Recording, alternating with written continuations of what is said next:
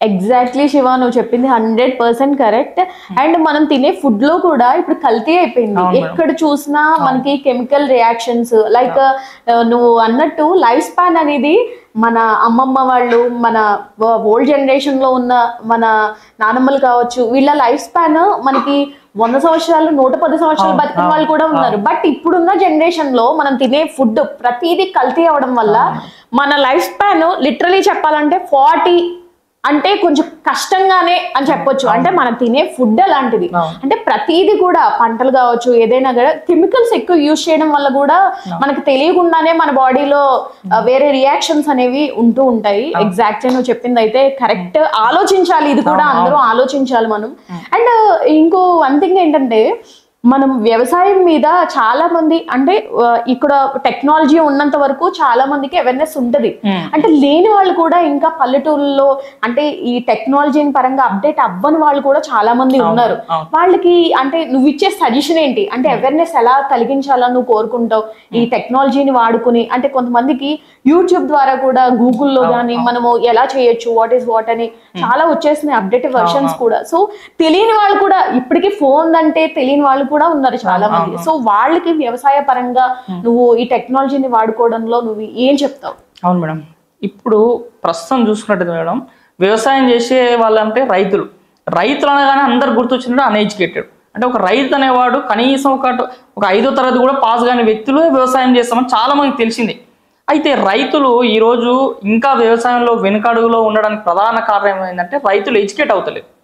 రైతు ఏ విధంగా ఎడ్యుకేట్ కావాలి, రైతు ఏ విధంగా ఎడ్యుకేట్ కావాలంటే, ఈరోజు మన ప్రభుత్వాలు ఉన్నాయి, మన దగ్గరలో ఉన్నటువంటి ఒక వ్యవసాయ కార్యాలయం ఉంటుంది, ఒక అగ్రికల్చర్ ఆఫీస్ ఉంటుంది, అక్కడికి వెళ్ళాలి. అదేవిధంగా మనకు ఒక వ్యవసాయ విస్తరణ అధికారి ఉంటాడు, అదేవిధంగా ఒక అగ్రికల్చర్ ఆఫీసర్ ఉంటారు, వాళ్ళ దగ్గరికి నిత్యం వెళ్తూ ఉండాలి. ఆ వెళ్తున్న సందర్భంలో ఏమైతుందంటే రైతు ఇంకా మోటు వ్యవసాయమే చేస్తున్నాడు.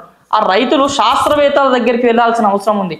ఈరోజు మనకి ప్రభుత్వాలు కొన్ని లక్షల జీతాలు ఇచ్చి వ్యవసాయ శాస్త్రవేత్తలు నియమిస్తుంది, కానీ ఆ రైతు ఆ శాస్త్రవేత్తలను ఉపయోగించుకుంటాడు. ఈరోజు వ్యవసాయం నార్మల్ ఒక పత్తి పండించే రైతు మోటు వ్యవసాయానికి పత్తి పండిస్తే అంతే దిగుబడి వస్తుంది.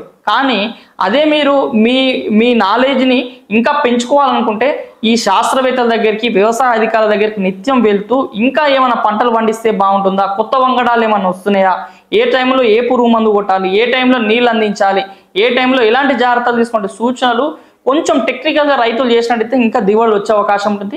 ఇంకొకటి మేడం, ఇప్పుడు ఇంకా రైతులు ఇప్పుడున్న యుగంలో సక్సెస్ కావాలంటే, ఇప్పుడు మీరు చూడండి, ఇంతకుముందు పిచికారి మందులు ఎట్లా చేసేదంటే మనం చేతి పంపులు పెట్టుకొని నార్మల్గా స్ప్రే చేసినది, కానీ ఇప్పుడు కూలీల బెడత కూడా ఎక్కువైపోయింది.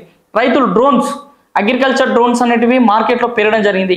అగ్రికల్చర్ డ్రోన్స్ తోటి కూడా వ్యవసాయం చేయాల్సిన అవసరం ఉంది. ఎందుకంటే ఒక 10 ఎకరాలు 20 ఎకరాలు ఉన్న వ్యవసాయంలో రైతులు పంటలపైన పిచికారి చేయాలనుకుంటే ఒక చేతి పంపుతో పిచికారి అంటే గంటల టైం పడుతుంది. అది నార్మల్గా ఉన్నటువంటి రైతుల పరిస్థితి. కానీ ఇప్పుడు రైతులు కూడా అప్డేట్ కావాల్సిన అవసరం ఉంది. అగ్రికల్చర్ డ్రోన్స్ పైన ఇంట్రెస్ట్ చూపించాలి, డ్రోన్స్ను వాడాలి. అదేవిధంగా రకరకాల యంత్రాలు వస్తున్నాయి, విత్తనాలు ఇంకా కూలీల పైన పెట్టాల్సిన అవసరం లేదు. అదేవిధంగా మన 2 తెలుగు రాష్ట్రాల్లో అత్యధికంగా సాగుతున్న పంట వరి. ఈ వరి పంటలో మనము కూలీలను పెట్టి నాట్లు వేసేది, కానీ ఇప్పుడు మనకి రకరకాల యంత్రాలు, నాట్లు పెట్టే యంత్రాలు కూడా మార్కెట్లో అందుబాటులోకి వచ్చినాయి. కాబట్టి రైతు అప్డేట్ కావాలి. ఇప్పుడు యూట్యూబ్ అనేది ట్రెండింగ్గా మారింది. ప్రతి రైతు స్మార్ట్ ఫోన్ ఉపయోగించుకోవాల్సిన అవసరం ఉంది. ఇప్పుడు ఇంకా కీప్యాడ్ ఫోన్లతోటే మీరు నడిపించుకున్నైతే కుదరదు. అన్ఎడ్యుకేటెడ్ అంటే చదువు లేని వ్యక్తి కూడా స్మార్ట్ ఫోన్ వాడే అవకాశం ఉంది. కాబట్టి రైతులు కూడా స్మార్ట్ ఫోన్ అలవాటు చేసుకోవాలి. యూట్యూబ్లో మీకు ఏ సమాచారం కావాలంటే, ఏ టెక్నాలజీ పెరిగింది అంతవరకు పోకుండా కానీ కేవలం యూట్యూబ్ ఓపెన్ చేసి ఎక్కడెక్కడ ఏ పంటలు పండుతున్నాయి, అదేవిధంగా ఆదర్శ రైతులకు ఇచ్చే సూచన ఏంటంటే, ఆదర్శ రైతులు ఎక్కడైతే మన 2 తెలుగు రాష్ట్రాలైనా సరే భారతదేశ వ్యాప్తంగా ఎక్కడైతే పంటలు బాగా పండిస్తో రైతుల దగ్గరికి వెళ్ళాలి, వాళ్ళ యొక్క పంటల భూములను వీక్షించాలి, వాళ్ళు ఏ విధంగా చేస్తారు, నేను ఎక్కడ మిస్టేక్ చేస్తున్నా, ఇవన్నీ రైతులు కనెక్షన్ పెంచుకొని అప్డేట్ అయితేనే వ్యవసాయంలో రైతులు సక్సెస్ అయ్యే అవకాశం ఉంటుంది మేడం. ఎగ్జాక్ట్లీ శివ, నువ్వు చెప్పినట్టు ఎక్కడైనా మిస్టేక్ చేస్తుంటే దాన్ని సరి చేసుకునే పనిగా మనము కంపల్సరిగా సొల్యూషన్ అయితే వెతకాలి.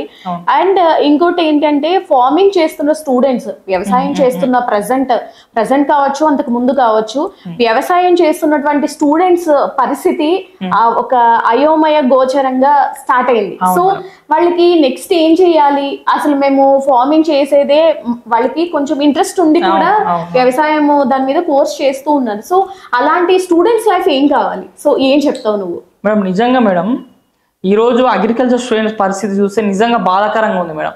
ఎందుకంటే మేడం, అగ్రికల్చర్ కాలేజెస్కి అయినా సరే అగ్రికల్చర్ కోర్సులలో జాయిన్ అయ్యే విద్యార్థుల యొక్క మెంటల్ ఇంతకుముందు అంటే ఒక 5-10 years కింద ఎట్లుంటుందంటే, అగ్రికల్చర్ కోర్స్ చేస్తే తొందర గవర్నమెంట్ జాబ్ వస్తుంది, తొందర గవర్నమెంట్ జాబ్ వస్తే తొందర సెటిల్ అవుతామని చెప్పేసి చాలా మంది వచ్చేసి అగ్రికల్చర్ కోర్సులలో జాయిన్ అవుతారు.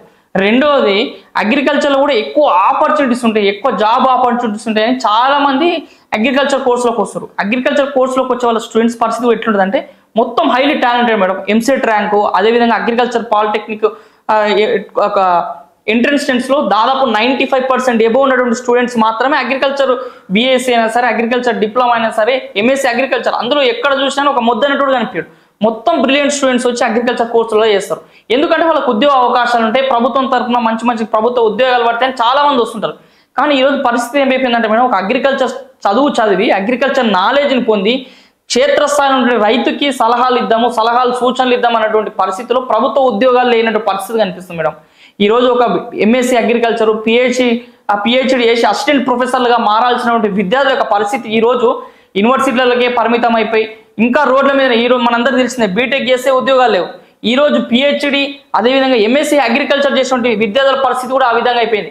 ఇంకా ఉద్యోగాలు లేక ఉద్యోగాల కోసం చదువుతూ ఎప్పుడెప్పుడు పోస్టులు పడతాయా, ఎప్పుడెప్పుడు రైతులకు పనిచేద్దామా, ఈరోజు అనేకమైనటువంటి సమాచారము అనేక విధాలుగా నాలెడ్జ్ సంపాదించి రైతుల కొరకు కొత్త కొత్త పద్ధతుల గురించి, కొత్త కొత్త సాగు విషయాల గురించి మొత్తం ఒక నాలెడ్జ్ భాండాగారంగా ఉన్నటువంటి వ్యవసాయ విద్యార్థులు రైతు స్థాయిలో పనిచేయలేకపోతారు. ఎందుకంటే ప్రభుత్వం తరఫున ఉద్యోగాలు లేవు, అదేవిధంగా ప్రభుత్వ ఉద్యోగాలు లేవని ప్రైవేట్ ఉద్యోగాలలో పోయి జాయిన్ అయితే వాళ్ళు చదివిన కోర్స్ ఏమో ఎంఎస్సీలు పిహెచ్డీలు చేస్తారు, వాళ్ళకి 20,000 ఇచ్చి 25,000 ఇచ్చి వాళ్ళని ఒక ఉద్యోగస్తునిగా కాకుండా ఒక జస్ట్ ఏదో ఒక పనులు లెక్క చూస్తే ఇంకా ఈరోజు వ్యవసాయ విద్యార్థుల పరిస్థితి ఏ విధంగా అయిపోతుంది మేడం.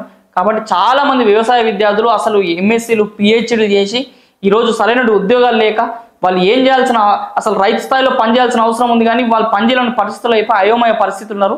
ప్రభుత్వాలు కూడా ముందుకు రావాలి. ఈ రోజు రేపటి దేశం ఉండాలంటే రైతులు ఉండాలి. అలాంటి రైతుల కోసం సేవ చేసే వ్యక్తులు ఎవరైనా ఉన్నారంటే అది వ్యవసాయ విద్యార్థులు. అలాంటి వ్యవసాయ విద్యార్థుల కొరకు ప్రభుత్వాలు 100 ఎకరాలు ఉంది, అలాంటి 100 వేల లక్షల ఎకరాలకి ఎక్కువ మంది ప్రభుత్వ ఉద్యోగులు లేరు, కొన్ని వేల ఎకరాలకి ఒక్కొక్క వ్యవసాయ విస్తరణ అధికారి ఉన్నాడు. కాబట్టి ప్రభుత్వాలు కూడా ఏం చేయాలంటే ఒక 50 ఎకరాలకి 100 ఎకరాలకి 150 ఎకరాలకి ఒక వ్యవసాయ విస్తరణ అధికారాన్ని నియమించాలి. అదేవిధంగా వ్యవసాయ శాస్త్రవేత్తల యొక్క సంఖ్యను పెంచాలి, అసిస్టెంట్ ప్రొఫెసర్లు కావాలి ప్రభుత్వానికి. కాబట్టి ఇవన్నిటిపైన ఆలోచన చేయాల్సిన అవసరం ఉంది. ఎప్పుడైతే వ్యవసాయ శాఖకి అదేవిధంగా వ్యవసాయంలో ఉన్నటువంటి అధికారుల సంఖ్య పెంచుతుందో అప్పుడు వ్యవసాయం అనేది డెవలప్ అయ్యే అవకాశం ఉంటుంది, రైతులకు ఇంకా మరింత సమాచారం అందజేయాల్సిన అవసరం ఉంటుంది. కానీ ఈరోజు వ్యవసాయ విద్యార్థులకు ప్రభుత్వ ఉద్యోగాలు లేక బయట ఎక్కడన్నా జాబులు చేయాలంటే జాబులు లేక, ఒకవేళ జాబులు ఉన్నా కానీ సరైన జీతాలు లేక చాలా వరకు ఇబ్బందులు పెడుతున్నారు మేడం. కాబట్టి ఈరోజు వ్యవసాయ విద్యార్థుల యొక్క పరిస్థితి కొంతవరకు అయితే అయోమయంగానే ఉంది.